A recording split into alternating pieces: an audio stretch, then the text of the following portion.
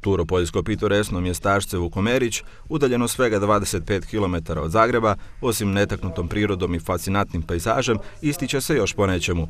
Naime, tamo se posljednjih 10 godina gradi reciklirano imanje, u kojem je sve podređeno upravo prirodi.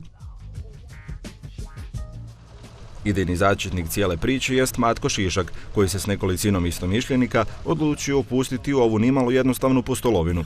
Jednostavno, skladno našim životnim pogledima i načelima, a to je da sve što možemo radimo što više ekološki.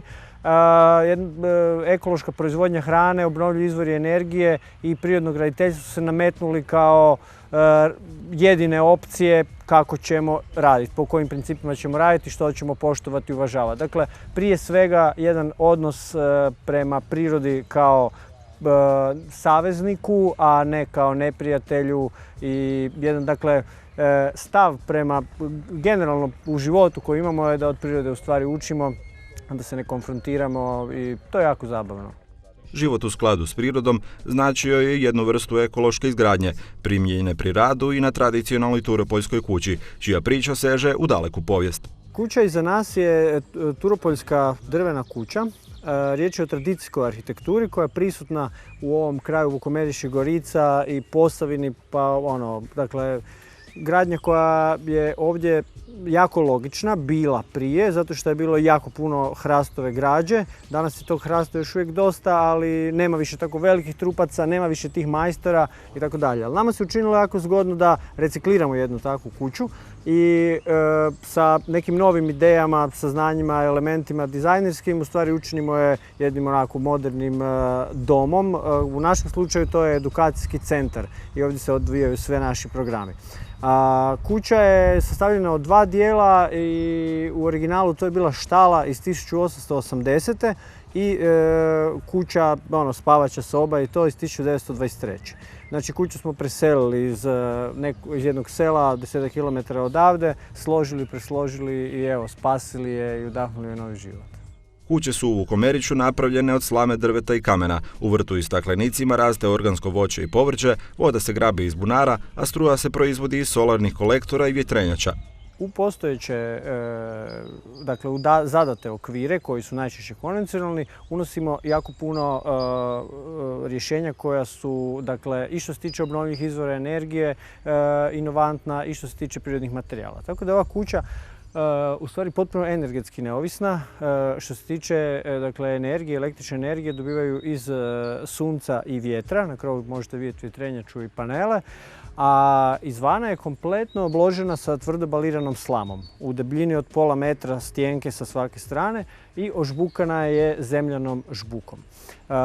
Stavili smo je na ovoj sjevernoj strani i hrastovu fasadu, zato što tu dolazi nanosi vjetra, onda i kiše kada pada istovremeno.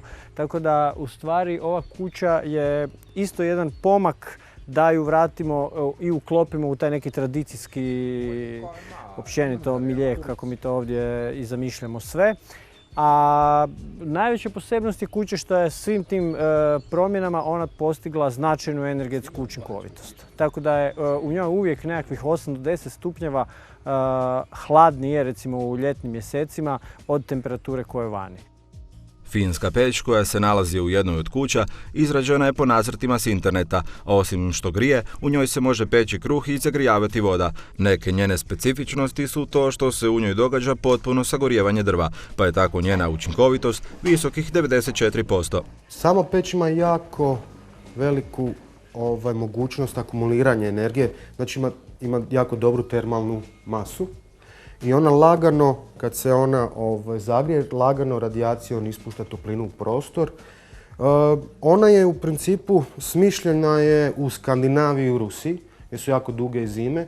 I recimo negativna stvar ove peće što treba jedno vrijeme dok se akumulira ta energija, dok ne prođe 2 do 3 dana možda.